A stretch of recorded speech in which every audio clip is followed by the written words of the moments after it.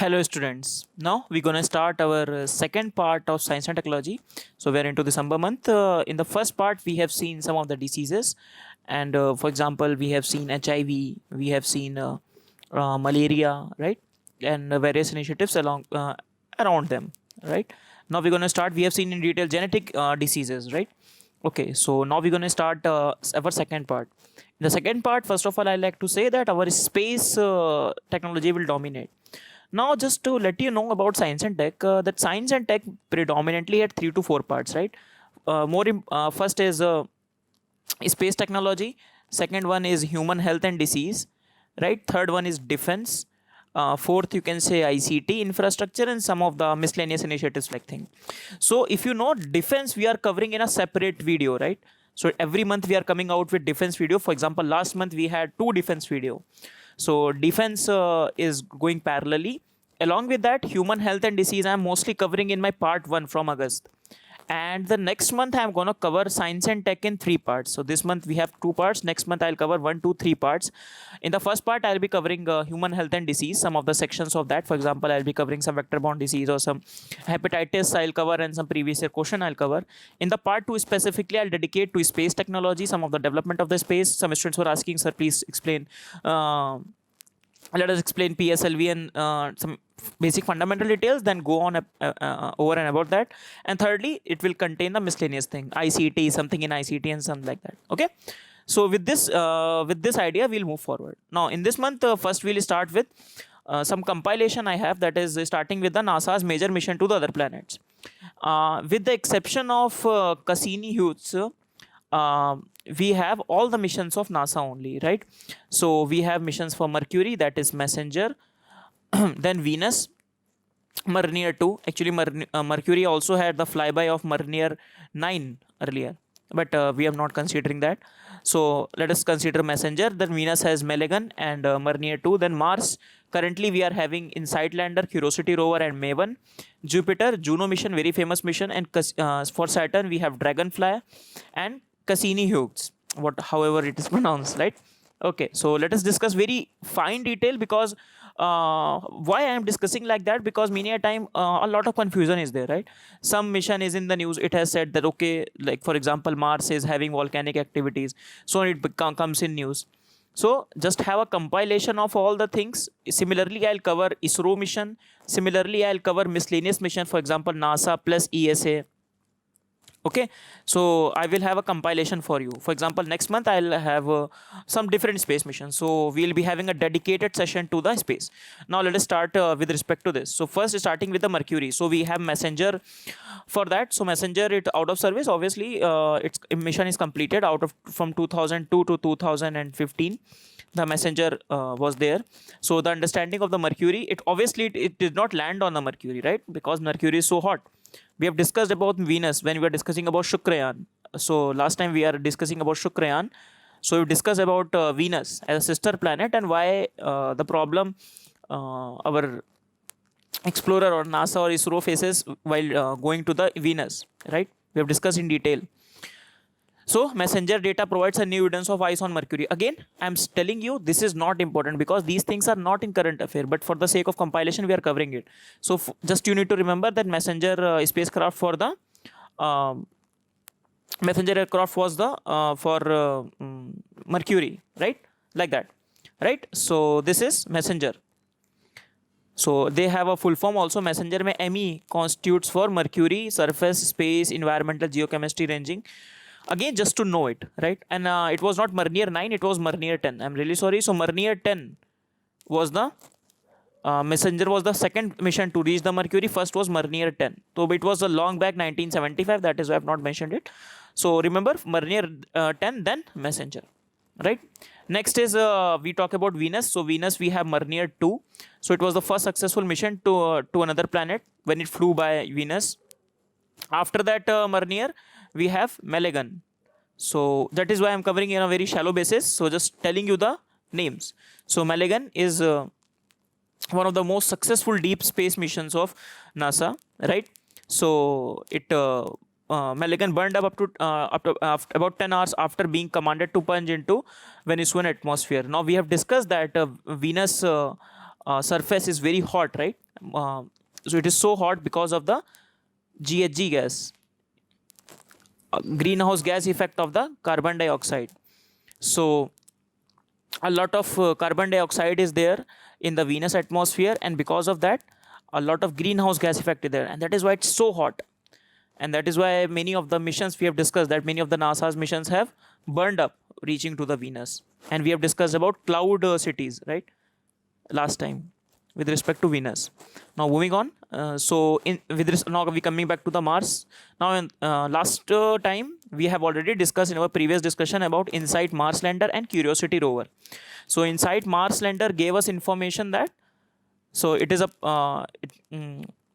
it was the first mission, InSight Mars missions, to look into the inside, the deeper of the Mars. We have already discussed that. That is why these slides are, the smaller slides are for the revision purpose, because we have already discussed in the previous session.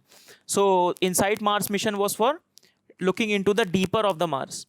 So the InSight Martian showed that Mars has a seismically active world, right? Similarly, Curiosity rover, it came up with the analysis, or with the result finally, that that methane has the highest level of methane in the course of its mission to the Mars. So it has recorded that. So that is what I was telling you, key current missions are basically major missions that we need to know for our UPSC exam: InSight Mars mission and Curiosity rover. Other than that, there is a MAVEN mission. Okay, so MAVEN means Mars Atmosphere and Volatile Evolution. So it is a spacecraft developed by NASA. It went into the orbit around Mars to study the planet atmosphere. So it determined many of the things of the Mars, such as atmosphere, water, mainly the water, how much water is there in the Mars, something like that, right? So 3 missions of Mars we have read: InSight mission, Curiosity rover, and MAVEN. My whole idea is to provide you one architecture. That's what I keep doing in almost every of the current affairs. Next is Juno. Juno you must be knowing. Juno to the Mars, Juno to the Jupiter. So UPSC 2016 mains question has been also asked on Juno spacecraft, right? So it is there to measure the Jupiter's composition, gravity field, magnetic field, polar magnetosphere, and all these things, right? And it is orbiting the Jupiter, because Jupiter, it's a gaseous planet, right? Okay, the next one is with respect to Juno itself. So in the February 2020, there was a news, just I copy pasted from NASA website only, that they have found some water in the Jupiter. So earlier it was believed, before Juno, that before Juno there was a mission to Jupiter. Its name was Galileo. Okay, so before Juno, Galileo went, and one of the missions suggested that the water is not there, right? That your Jupiter is extremely dry, even as compared to the sun. However, this Juno mission showed, no, it's not like that. It has some sort of water molecules in its atmosphere, right? Almost 3 times that of sun. So again, not very important for our prelims purposes, but we should know it, right? Because in test series, all these questions will be a cause of worry for you. Next is Cassini-Huygens. So in this is a collaboration of NASA and European Space Agency and Italian Space Agency. Okay, Italian Space Agency. So they have sent a probe on the planet Saturn, right?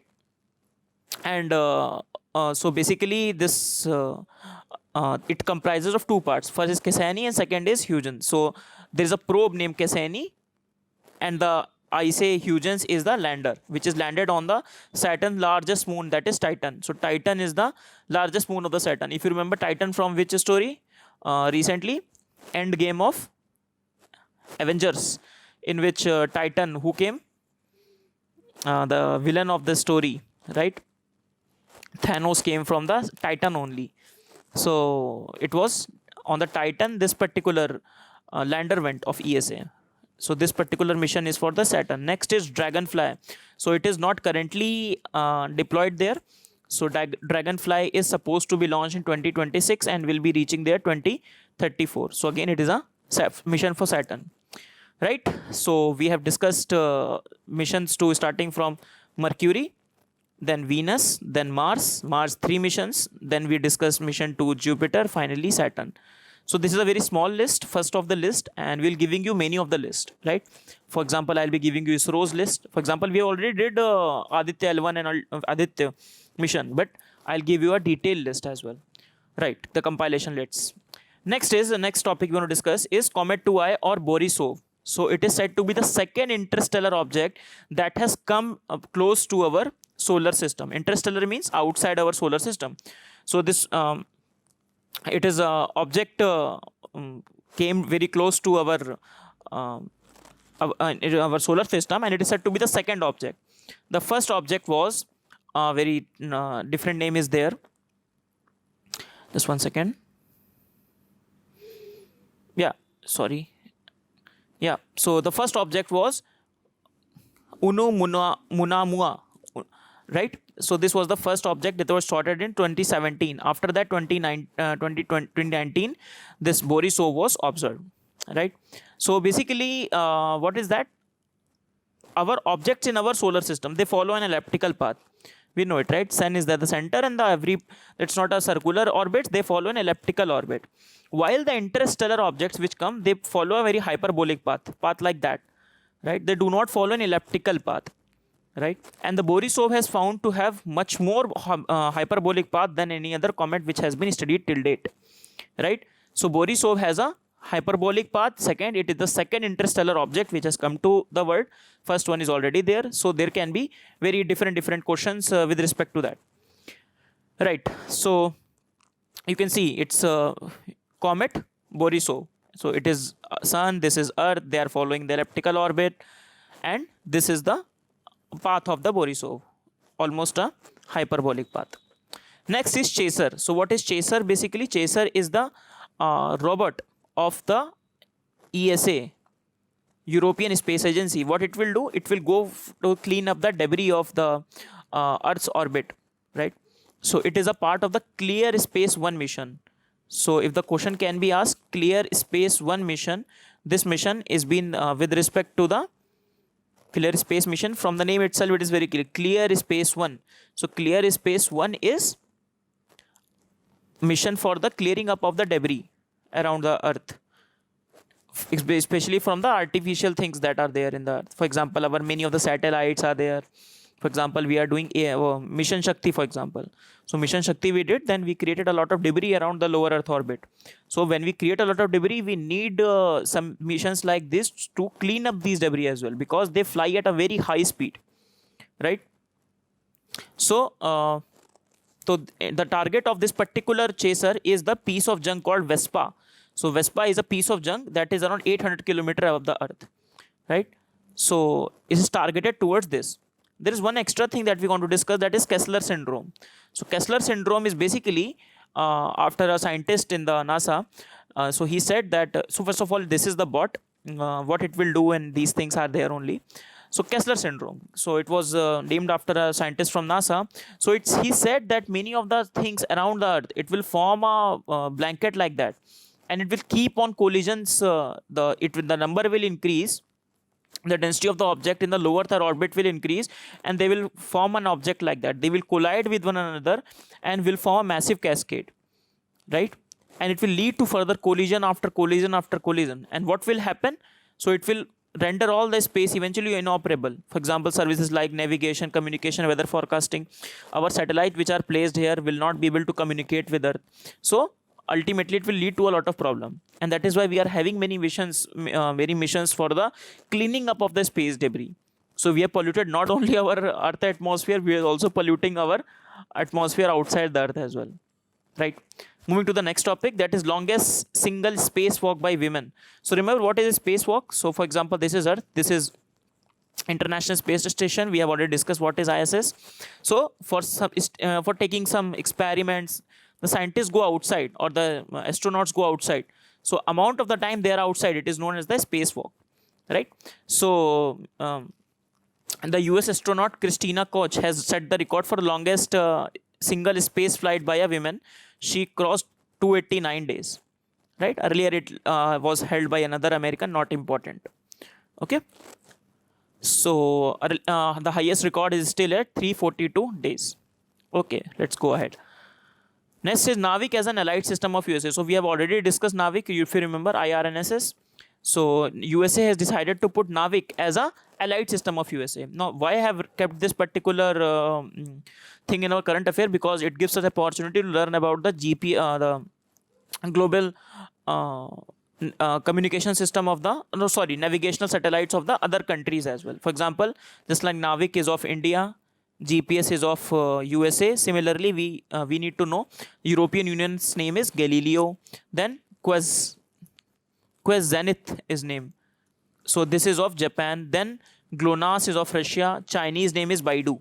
So USA has decided, USA has kept India's NAVIC as an allied system, along with European Union as an allied system, Japan's Quest with as allied system. Non-allied system are Russia and China's. GLONASS and Baidu are the non-allied system, right? It will not cooperate or exchange data with these satellite system, right? Now it is a part of, as an allied system, it will become a part of the multi-global navigation satellite system, GNSS, right? So this is the news. We have already discussed Navik, I think.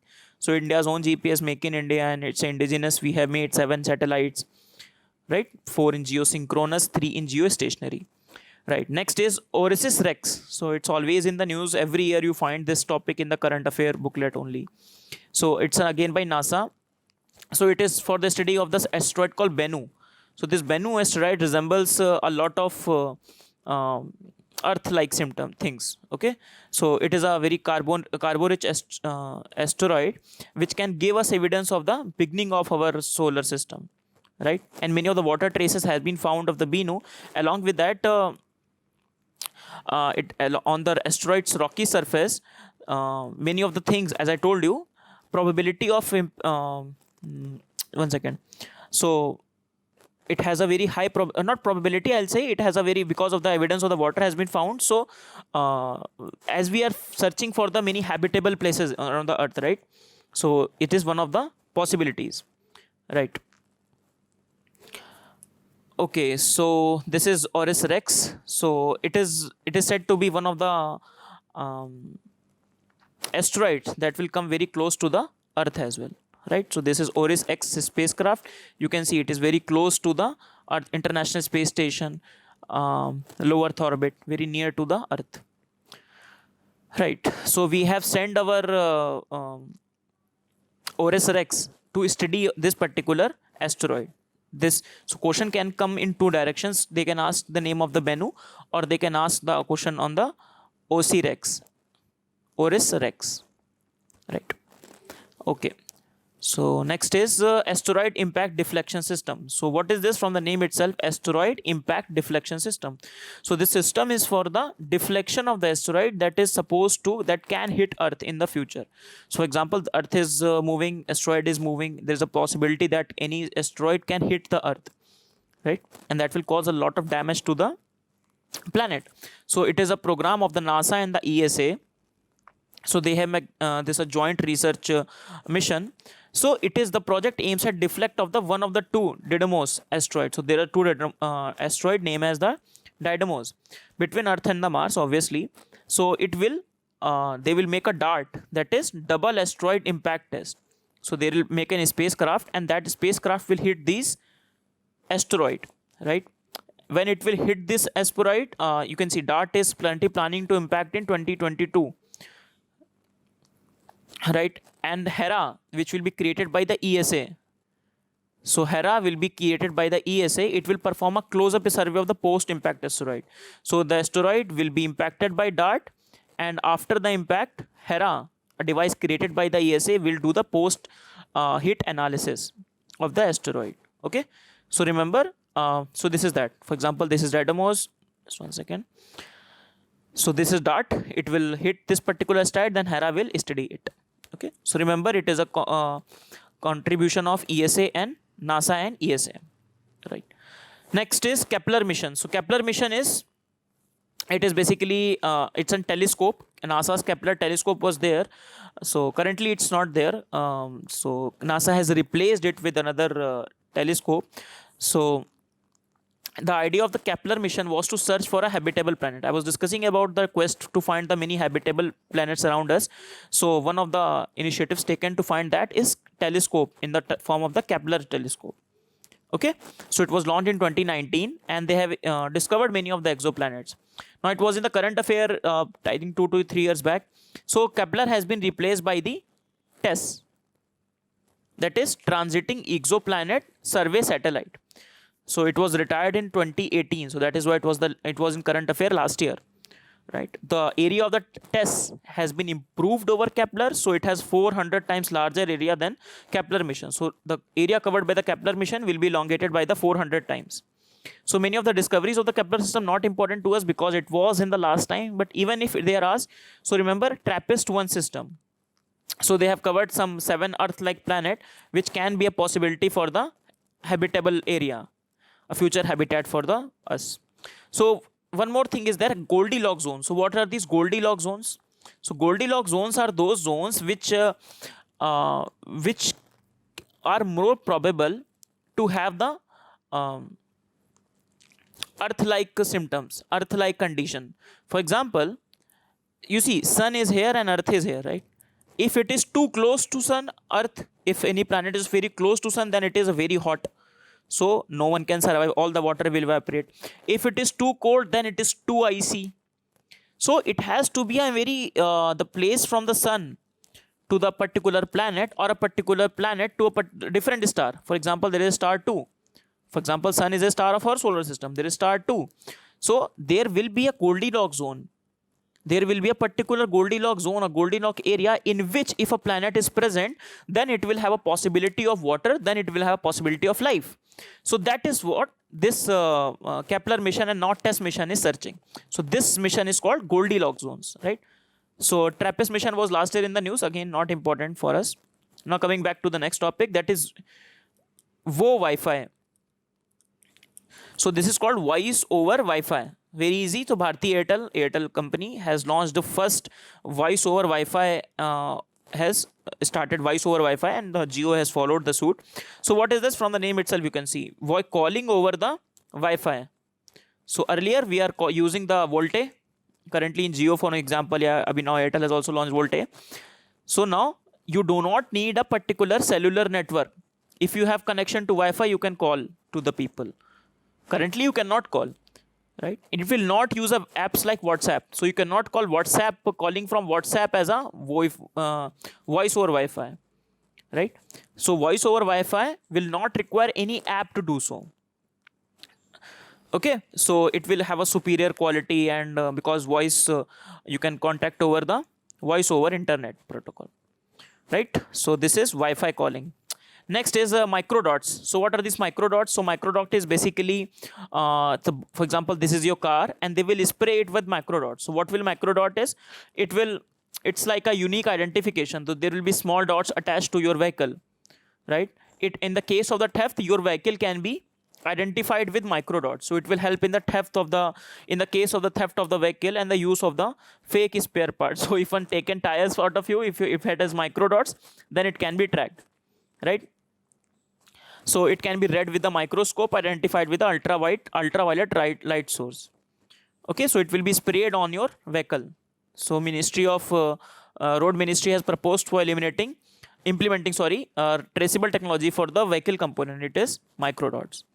So question can come, they can link it to nanomaterial, something like that. It is not like that. It's very easy technology. You can see a dot size 1 millimeter. It's from the microscope. You can read it, and not only in one place. All the places important and very important components, very expensive components. These can be attached. Right. Next is a new definition of kilogram has been accepted last year, and now India also has the prototype of it. So what you need to remember, earlier the kilogram definition. Earlier 1 kilogram. So how would they decide what is the 1 kilogram? What is the basic standard of it? So earlier the basic standard has been divided by the 1 block of the platinum. Ingot means 1 block. It was called Le Grand K. Now this has been replaced by the very more robust definition, that is unchanging value of the Planck constant, right? So now kg will be defined in terms of the Planck constant. Its symbol is H, Planck constant, right? And that is that only.